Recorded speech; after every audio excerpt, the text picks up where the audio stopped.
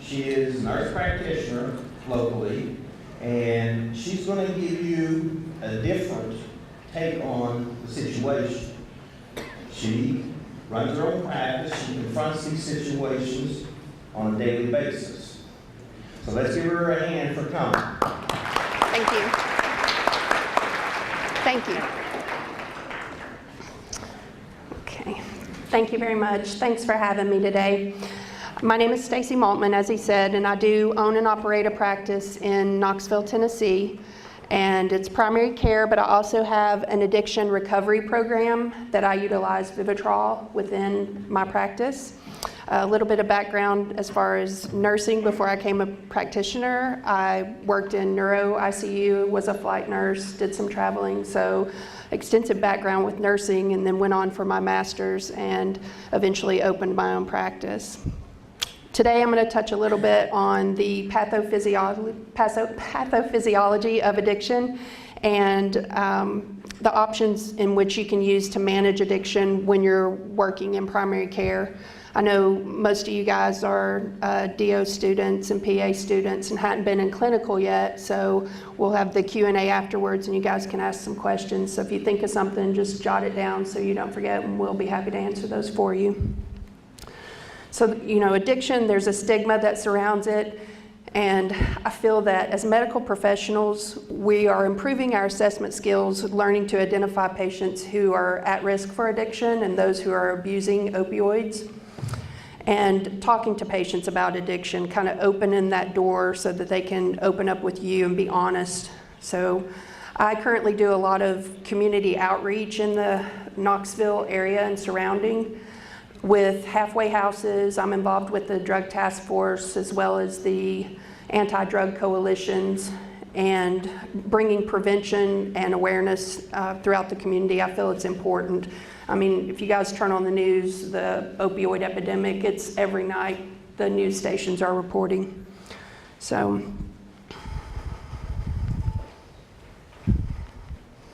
disclosures, I don't have any financial disclosures to let you guys know about. I do, like I said, own and operate the Victory Treatment Program with Vivitrol, but I get no financial compensation from the drug company Alkermes. So a little bit more about the epidemic. It's greatly affected our country. America is currently the #1 country for consumption of opioid-containing pain medications. And we all live in a society now of the instant gratification. So your patients, they're going to come into you whether you're rounding in the hospital or in primary care, and they have pain, they want a pill to take it away. So it's all about educating your patient and preparing them what to expect, setting those expectations. In 2005 to 2011, there was a huge spike in the number of opioid prescriptions prescribed, kind of the pill mill era. That led to easy access, and it kind of opened the door for abuse. So I feel that as providers, we were somewhat responsible. It wasn't all our fault, but we need to take accountability when we're prescribing and really think about what's the best medication for the patient.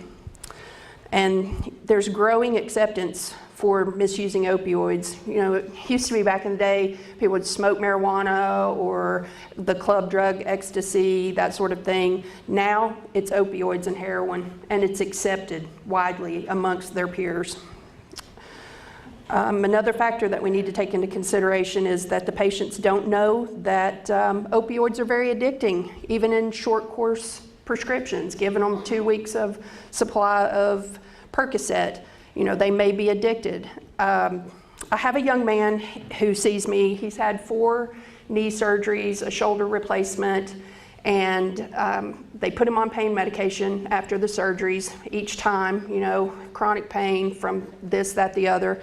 And he stated the other day, if he knew how addicting the pills were, he never would have taken them to begin with. No one told him, you may be addicted to these pills. He's now enrolled in my addiction program. He's 27 years old. And along with the prescriptions written, we also saw an increase, obviously, in the opioid-related deaths. So this number, I feel, is greatly underestimated just due to the stigma of addiction.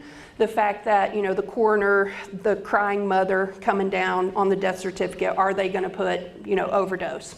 You know, likely not. Another factor is underlying other medical conditions. You know, if they had a heart disease or kidney disease, that sort of thing, that's often listed as the cause of death, even though it was opioid related. And you can see there in Tennessee, 2015, we had 1,451 deaths, and that jumped to 1,631 in 2016. You can only imagine 2017, 2018, how that's going to be as well. So the good thing is our state has implemented measures to reduce these numbers. We've developed the controlled substance monitoring database. Have you guys heard of that? Yeah.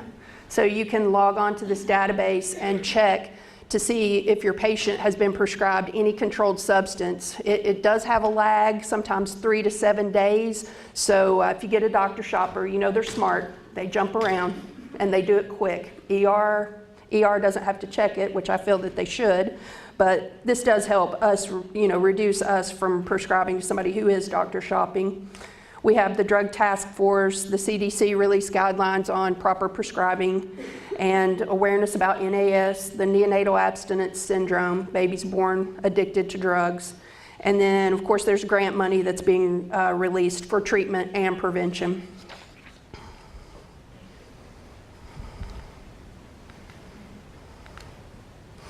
Here you can see opioid and heroin related overdose deaths in Tennessee. The light blue, I'm not sure how good the color shows. These here, this is opioid containing drugs, and you can see it just keeps increasing over the years. The one thing I want you guys to note is here in 2008, non-existent, this is heroin. Look at 2013 to 2015. A lot of times statistics lag by a year or two, so I don't really have anything current, but I can imagine it's probably doubled from that 2005. 8 out of 10 people in my addiction program are IV heroin users. Some of them are nasal, but majority of them are IV. And the fact of the matter is, once we quit prescribing to these folks and they can't find it on the street, they go to heroin. It's cheaper, it's easier to find. Another fact is, you know, this tells me we're still overprescribing. Even though we've taken all these measures, we're still overprescribing to folks. You have people in chronic pain management clinics who are 26, 27 years old. That, in my opinion, should never happen, but it does every day. So, even though we're writing fewer prescriptions, the number of overdose deaths still climbs. And like I said, that's related to that heroin there. They're overdosing on heroin laced with carfentanil or just the heroin itself. So, a little bit of the pathophysiology for you guys. Research has shown that addiction is very much a brain disease. And MRI and PET scans demonstrate how the drug acts on the brain and its activity. You can see here the diseased brain images on the right. This is our control group and the decrease in the activity. Even after an addict stops using, it can take, you know, a year or two for their brain to wake back up. But these imaging studies will show you that drug abusers have marked decreases in their dopamine D2 receptors and in the dopamine release. So the orbital frontal cortex, it causes the compulsive behavior in an addict, and the cingulate gyrus causes impulsivity. All these are characteristics we see in addicts who continue to use and why they continue to use. And then in the dorsolateral prefrontal cortex, they have impaired regulation of intentional actions. So when someone uses opioids, they take these exogenous sources, they're feeding their addiction, they get a dopamine rush in the extracellular, in the limbic regions of the brain. This leads to the euphoria and thus promoting the user to continue the behavior over and over and over again. I often talk to patients in the clinic about, you know, out of 10 of us in a room, we could all take a Percocet, and 7 out of 10 of us would be fine and say, oh, it handled my pain. The next day I don't really need any. I'm going to switch to an NSAID like ibuprofen. And the other 3, it's like a switch flipped. And they're just worried about where they're going to get their next pain pill. and I see it all the time. It's really sad. So that extracellular dopamine rush mimics the physiological dopamine cell firing, but it's greatly protracted and it's more intense. So in primary care, most of us in this room will either work in a primary care setting or maybe perhaps in a hospital making rounds. You're going to see addiction. You just have to be aware that you're seeing addiction. You'll get the patients who classically say, you know, my pain's a 10, I've tried everything, nothing works. Well, that's highly unlikely, but you will also see patients who will come in and continually inquire about you increasing either their pain medication strength or the dose. So red flags, the little hairs on the back of your neck need to stand up and think about it before you just write that script. You know, it's your license on the line regardless. So, and another thing I want to tell you guys about is addiction doesn't discriminate. There's no set profile that fits the addict. You'll see patients of all ages. I have 60-year-olds on Vivitrol, grandmas who are IV heroin users. So started out, you know, surgery, had pain pills, buying them off the street, $35 for a Roxy 30, and then they couldn't find it, couldn't afford it, so they switched to heroin. And also, you know, it's male, female, black, white. They could be a CEO or the guy living under the 5th Street Bridge in Knoxville. So it doesn't matter. Don't try to profile someone because it can be anyone. Out of everybody in this room, someone in here has either been an addict themselves, whether it's to food, coffee, chocolate, drugs, or you know an addict. It's that prevalent. So you guys need to try to use some standardized screening tools when you're assessing your patients. They're out there. You can just look on the internet and download some stuff from the World Health Organization, or SAMHSA has some on their website as well, like Alcohol and Drug Assessment Assist, the Opioid Risk Tool, CAGE and Audit, I'm sure you guys have all heard of. So knowing what resources are available is important. Some patients are going to require complex care, more complex than what you can provide. You just need to know your scope of practice and what you're capable of giving that patient. You want to give them the best quality of care that's going to help them kick their addiction to treat it. So it's imperative. So now we're going to talk a little bit about medication-assisted treatment, or MAT as it's otherwise known. So it acts on the mu receptors in the brain, and you can see a full opioid agonist would be something like methadone. And with that, it doesn't have a blocking agent. It activates the receptors, and the patient still gets that euphoria. Patients who take methadone consider themselves clean. I myself feel that they're substituting one opioid for another. When it's done correctly, I feel that it definitely has a role in treatment of addiction. And then you can see the partial opioid agonist would be like buprenorphine, Subutex or Suboxone. And lately that's been the big rave. They're popping up clinics left and right. But these patients come to me from the Suboxone clinic who have been on it for 6 years.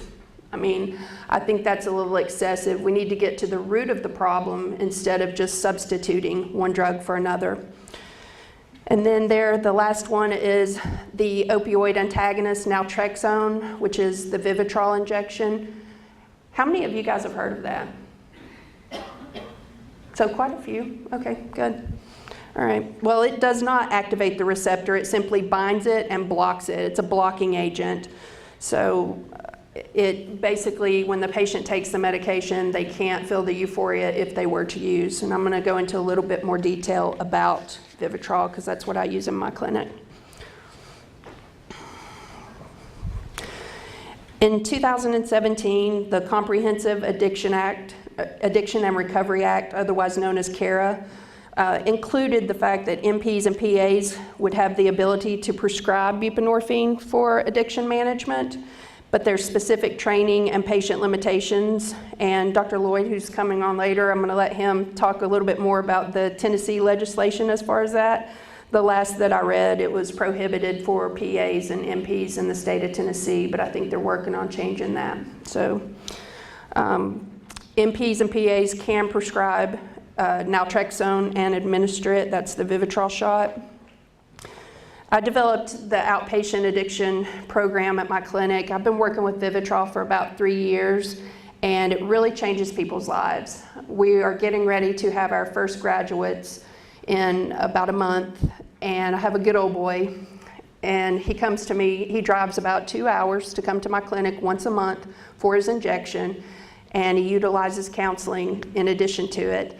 But it's changed his life. He's got his kids back. You know, he's able to live with his wife. They got another house. He lost everything to addiction, job. They took his kids away. He lost his house. It's really, really sad. The ideal patient for me would be someone who has already been to inpatient and has been detoxed, and you'll see why at this next slide. We'll talk about the mechanism of action of Vivitrol. So it's non-narcotic, which I love. It's not a substitute. They can't get high off of it. It's a once-a-month shot, so they can't sell it or trade it, which is great. It's non-addicting. As we talked about before, it's an opioid antagonist, so they can't get high off of it. And it's kind of a sick joke, but I tell the patient, you know, you will spend all your money trying to get high when you're on Vivitrol, or you'll die trying. You have to educate these patients, because the main risk is if they continue to use, they're opioid naive once they've been off of the drugs for so long. You give them the Vivitrol shot, 2 weeks later, they're hell-bent on getting high. The risk for overdose is there. You need to make sure you screen the patients, because Vivitrol is not for everyone. You have to screen these patients carefully and make sure that they're committed to their recovery. They're going to do the intensive outpatient or counseling that's required. So it helps stop cravings, which is great. My good old boy I was telling you guys about, every time he's like, why do you keep asking me that? Every time I ask him, how are your cravings? He says they're non-existent. This guy was a 2-bag-a-day IV heroin user for 7 years. So I really believe in this drug. One thing you want to do when you give Vivitrol is monitor their LFTs, renal functions, their lipids. I usually screen them for Hep C. Most of them have it. And just monitor their liver and kidneys while they're taking the injections. I usually do about 6 months out, and then again at a year. Another thing is monitoring their mentality, their depression, if they're having any kind of mood swings, things like that. So, cure for addiction makes me laugh. There's no pill, shot, film that's going to just cure these people, okay? We've got to get to the root of the problem. Most of them have coexisting mental health issues. Those need to be treated in conjunction with keeping them from using again. So that's where the MAT comes in, the medication-assisted therapy, getting them on something to cut those cravings, to block those receptors, keep them from using, and get them on some medication to treat their bipolar, depression, anxiety. You know, I always tell them the trifecta when they first come in, the Father, Son, and Holy Ghost is depression, anxiety, and insomnia. Every addict, new in recovery, it's their heightened feelings. Everything's starting to come back to life. And I mean, they could break a nail and have a hangnail, and it's the end of the world. They call the clinic every time. So you just have to prepare them. But treating the mental health portion is crucial. If you neglect to do that, or the patient skips out on 2 therapy sessions a month, those are the guys who relapse every time. So they have to learn the coping skills that'll keep them in long-term recovery, because that's the goal. Addiction's very cyclic. These people often have been, oh yeah, I went to Alabama for inpatient, I went to Florida. You know, they continually relapse. So the goal is to keep them in long-term recovery. And, you know, people, places, things, the triggers, that sort of thing, making them aware of why they relapse, and equipping them with the skills necessary to make the right decision in the spur of the moment. Whenever they're confronted with their friend John, who comes over with some heroin or Roxy's, having them make the right decision in the spur of the moment and move forward towards that long-term recovery. So We talked about the mental health issues. So knowing our limitations, you gotta know what you can and can't do and when to punt. So if it's something that's out of your scope of practice or that you're not comfortable with, call in an addiction specialist. Send these people to inpatient if you're in a clinic. Get them to definitive treatment to set them up with the best opportunity for long-term recovery, because that's the goal.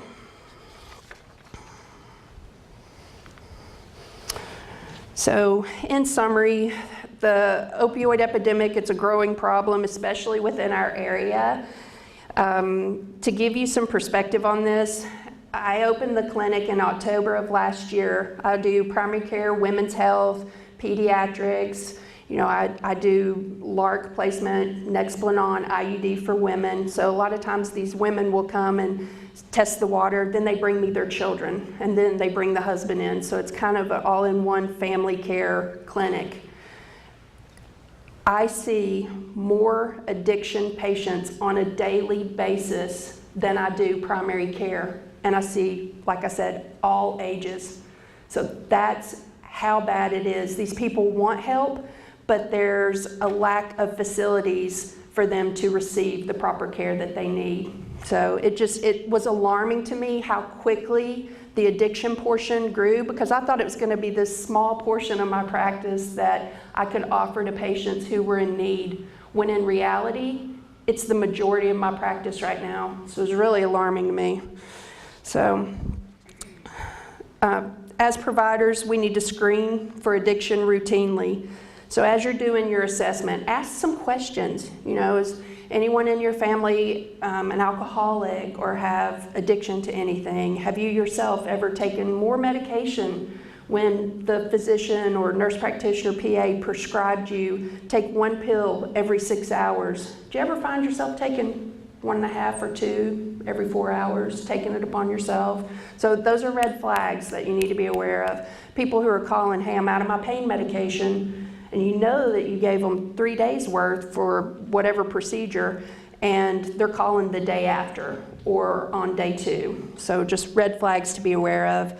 And with the overprescribing, as providers, we have to take accountability. We need to ensure that we screen the patient appropriately, but also whenever we do prescribe, you need to use the lowest quantity and the lowest strength possible. And try other things first. Don't just jump to that hydrocodone, okay? They say, oh, I took hydrocodone before and that's, worked great for me.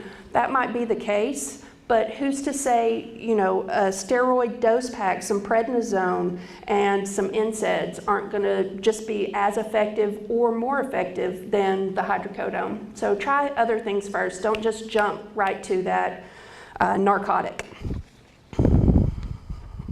And then the other services within offer services within our scope of practice, kind of talked about that. And addiction's very much a right now disease. When somebody comes to you and says, hey, I think I have a problem, do not let them leave. You need to get them to definitive treatment or offer them the services that you're capable of, because it's a right now. If you let them walk out, they're going to use, guaranteed. And that's kind of on your shoulders, because what if they went out, used, overdosed, and then you saw it on the news? So accountability there. You guys can go to the SAMHSA website or the Tennessee Red Line. Mobile Crisis is another good resource available to us. So just make sure you're doing things within your scope of practice, as we talked about. That'll best suit your patient population. So. And I think we're going to have the Q&A later, but that's all I've got for you guys.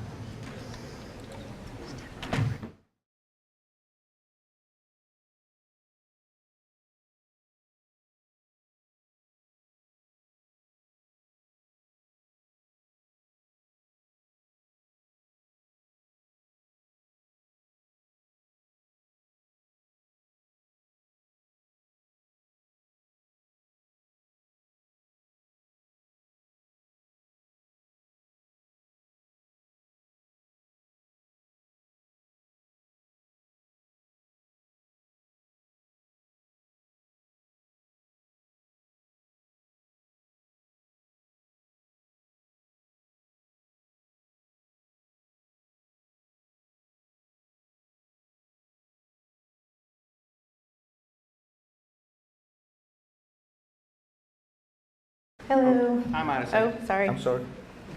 I'm hooked. Hooked. Okay. I'm sorry. Just wanted to make sure you're hooked up. I don't have a PowerPoint. One thing that I did provide, and you guys don't have access to it at the moment because you don't have your laptops, but it should be on Blackboard, is in a massive document. I'm not saying you have to read the whole thing, but if you want to know anything about MAT treatment, policies, procedures, every drug they use for it, it's a really good document put out by Boston Medical Center. Pages, I want to say 150 to like 170 is a huge chart about all the medications used for MAT for opioids and also for alcohol. And so if you're really curious and you want a really good thing to read to help you fall asleep, it's there, okay? I am a PA. I've been practicing for a little over 8 years in rural medicine, family medicine. I currently practice in Jellicoe, Tennessee, which is over the mountains, so it took me a little bit to get here. I was not here this morning, so if I repeat anything, I apologize. I worked and then came straight here, so. I'm just kind of give you an overview of what we do in our practice, and then I guess answer questions later. I currently practice rurally in family medicine, so again, just like our previous speaker, a little bit of everything. And we just in this past year started doing MAT treatment. It's a huge problem in our area, in East Tennessee in general, but especially where we live. There actually was a recent mortality paper, the July one, I think, put out by the CDC.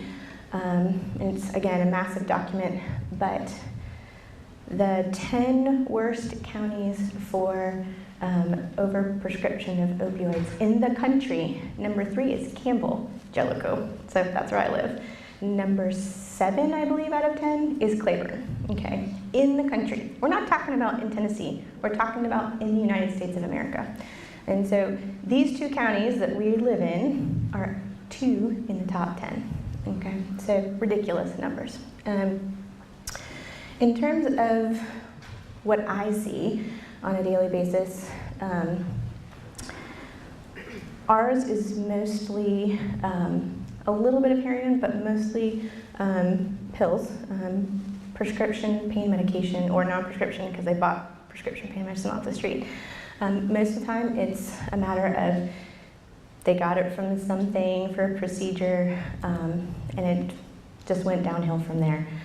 There was actually an article a few months ago that talked about, in one of my poems, I don't remember where it was from, but it talked about how 3 days of pain medicine, after 3 days of pain medicine, addiction can set in. 3 days. So that kind of smacks you in the face of, oh, you give somebody a week's worth after surgery and you could be the reason that they're addicted. And that actually happened to my supervising physician once. A lady hurt herself and I think actually fractured her leg or something, and he gave her a week's worth of pain medicine because she was really hurting. And years later, came to find out she became an addict and came to us and was like, I'm addicted. And I mean, it's not our fault in the sense of we made her do it, but it is our fault in the sense that we started that chain reaction. So you have to be really careful, and you need to be aware that that's a big responsibility you have.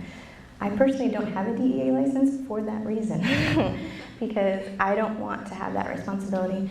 And luckily, the way my practice functions, it's something that we try not to do pain medicine, period, because it's such an epidemic in our area. And you know, like, we really don't need to prescribe it to someone, right? And so, unless it's, like I said, an emergency, but we're very, very careful about it. That being said, my main role in that is, again, with Vivitrol, because it does not require a DEA license, doesn't require any kind of fancy license, just your practicing license. And so I've had some good results and some not so good results, but it all depends on if the patient's really ready to be clean, because they have to be sober and clean for at least 7 days before you start it. And sometimes with methadone, it needs to be longer, actually. So The other cool thing that was mentioned before is you can also use it for alcohol, and so that's something to keep in mind. And they don't really have to be that clean from alcohol. So if someone is an alcoholic, it's also something that you could use. There also is a pill form of naltrexone. It's a daily pill that they can take. And some patients, that works out better for them. I like having the shot because I have control, okay? I'm a little type A. But some patients, especially where I live, because I live very rurally, they don't work there. There's not a lot of jobs in Jellicoe. And so some of these men are truck drivers, or they work out of town for 2 months at a time. So maybe a shot's not going to be the best option for them, but possibly, if they're really serious, they could do the daily pill form, and that could be helpful for them as well. Education with it is super important in the sense of they could kill themselves. If they try to get high on it, they're not going to, but they keep taking that medicine, they can still overdose. And so it's super important to educate them about these things. Also, they have to wear special bracelets or dog tags or something, because say they get hurt and they end up in the emergency room unconscious, we can kill them, okay? I can pump him full of morphine as much as I can, and it does not stop his pain because it's not going to, okay? So you could overdose a patient if you don't realize they're taking this medicine. So that's something to keep in mind. And Google it, look what the little band looks like so that you don't do that to anybody in the ER, okay? From my perspective, our patients, we screen them, every single one of them, extensively. A lot of times it's a family issue. They all are on drugs, every single person in the home. It's passed down from one generation to the next. And it started because mom gave me her pill, okay? And so it's kind of extremely sad. And to be honest with you, if you just ask people, most of the time they're gonna tell you. Because one, they just do. Two, sometimes they're not. It's not like a shameful thing, because it's something that's kind of normal within their world. And so that opens up a door to like have that discussion of maybe this isn't the best thing for you, and do you want to have a different life? But if you don't ask, you won't know. So that's a true thing, but most people are pretty honest. And the truth is, a lot of times, people, they come in and they're intoxicated. So again, talk to them about it, ask them about it.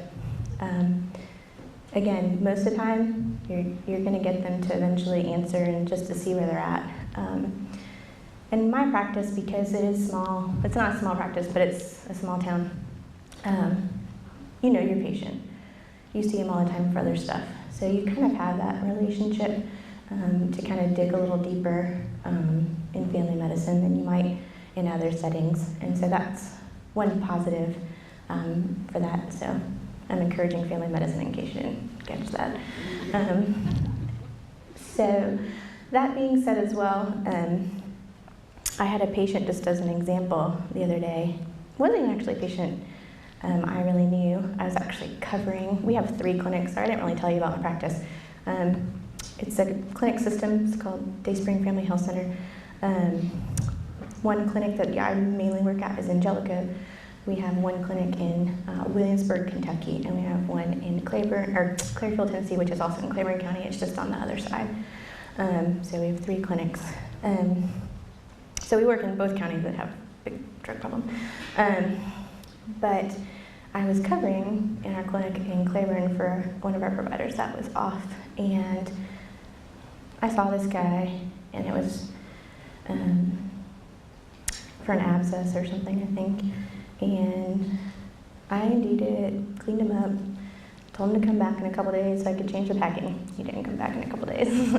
And then like a week later, I was still there, and he came in for something else. I think it was fatigue, I don't even know. It was something silly. And we talked, and I straight up asked him about if he had a drug problem, and he was like, actually, I've been clean for so many years. I'm like, well, that's awesome, good job. Yeah, I'm going to a Suboxone clinic. Okay, you're not clean, but I'm glad you're not buying stuff off the street. he was not aware that Suboxone is a partial agonist and that he's still getting high off of it. And that's why he can't get off of it. Had no clue. Apparently nobody ever told him. So we had a long discussion about it. He's down pretty far. He says he uses like a quarter of a strip like every 3 days. So I mean, that's pretty good. But I was like, do you really want to be like clean? Like you're not taking anything anymore? And he's like, yeah, that'd be great. And so we just had that conversation. And we wouldn't have had that conversation if I didn't bring it up. And I was like, well, you think about it, because he hadn't made up his mind. I said, and you come see me if you decide you want to. Our intake process is a little different. And mainly that's because even if it's a patient who's not a normal patient, we want to be able to help them. And so there's a whole like screening and questioning, and we have this beautiful thing called care managers. They're like kind of like case managers, but we use them for all kinds of stuff. And they're these people, they're mostly all trained nurses, whether they're LPNs or whatever. So they have some medical background, but we use them to do like all kinds of cool psychosocial, financial, all kinds of different things that help patients in other ways than are just medicine. And so they help patients find furniture, and they help patients pay their electric bill if they can't, you know, like all kinds of stuff like that. But they also help patients get in to see a therapist if they need to. They get in, they help patients walk through their addiction. And they're sometimes like the first people that people talk to about it because people trust them, which is really cool, even if they don't trust me. And so we've made it so that when someone calls in and is interested in some type of MAT, they gotta go through them first and they get all kinds of information. And we actually let them do like a little intake, and so that way by the time they see me, I have all of their LFTs and their hepatitis panels and all that. So it's not like I'm like, well, I don't know if you can take this yet because your liver may be terrible. And I've had that happen a couple times where their liver functions were like 400. I'm like, I can't do that, sorry. But so I walked by her office the other day, 2 days ago, and there he was sitting there. And so later on I was like, what was he here for? Because he's not a normal patient at that clinic. It's a different clinic. And she's like, oh, it was an MAT intake for Vivitrol. And so that was just a little victory, which was really awesome and made me smile. So I don't know if he'll be successful. I hope and pray that he is, but it's just those little steps. And then you have to leave it up to the patient. It's their decision. They don't always make awesome decisions, but they're adults and they have to make those decisions. And it's important that they do because they have to be ready. For something like Vivitrol to work, they have to be ready. One other thing that we do in our clinic as well, which I don't particularly do, but is offered because we're trying to help our ailing population. The physicians that I work with also do OB care. It's full spectrum family. And so we do treatment with Suboxone and Subutex for OB patients. Again, it's very small. We even have a little mini kind of inpatient detox to get them on an appropriate level because there's an OB/GYN that works with our practice. And so, again, it's a small population of our patients, but she's had some great success there. It is hard to get off Suboxone or Subutex, but it's possible. And I don't love that patients are on that, but I think in the grand scheme of things, if they're being monitored, we monitor them weekly if they're doing that. If we can monitor them weekly and we're giving them just the amount that they need and we're getting them down to a small amount, I think, you know, in some ways it's a better thing than them buying who knows what off the street and not knowing even what else might be in it. And so I think it's a step in a positive direction. Is it the most positive step? Maybe not, but it's the best thing we can do right now, and so we're trying. But she's had really good success. There's actually one of our OB patients, poor thing, who is in that program, who is an addict, is on very, very, very, very low doses of Subutex right now, had massive kidney stones, and she was in the hospital, and she refused anything because she said, no, I'm not going to get addicted again. So she passed, like, I want to say it was like a little over 1 centimeter, 2 of them, kidney stones with no pain medicine. I was like, she's amazing, so go for it. So it's possible. I mean, it is, but I don't know how she did it, but she was amazing. But it is possible, and people can turn their lives around, and it's a beautiful thing to see. The most important thing, I think, is just to reiterate what's been said before, is that it is assisted treatment. Medication is not going to fix these people, and so we require them to have some kind of behavioral health, and depending on what that is, we got a grant so we could hire some behavioral health, because our patients, there is nothing near us. The closest thing is in La Follette. It's a 45-minute drive. Some of our patients don't even have transportation. They're not going to be able to go. And so we've hired a counselor who started a month ago. Not even, I mean, it's been really new, and is working with Cherokee and Knoxville to kind of help her with it and stuff. And so we make it, if possible, a requirement that they see her every time they come see us. And also, especially with the Subutex patients, because they're seen weekly, we have a little paper that we make them take to their NA meetings or their AA meetings if they're for alcohol, or if they go to Celebrate Recovery or something like that, and they have to get it signed saying when they went, and bring it back every week or every month, depending on what they're taking. To kind of, I mean, of course people can forge stuff, that happens, I'm not an idiot, but it's some kind of accountability, and I think it gives patients a sense of accomplishment when they can bring it and say like, yes, I went every week, and also helps with some accountability, which I think is important. Part of their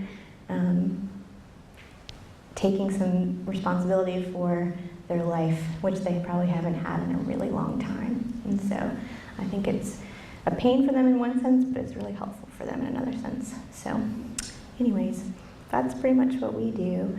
And I guess if there's any questions, then you guys can ask them later. Okay, thanks.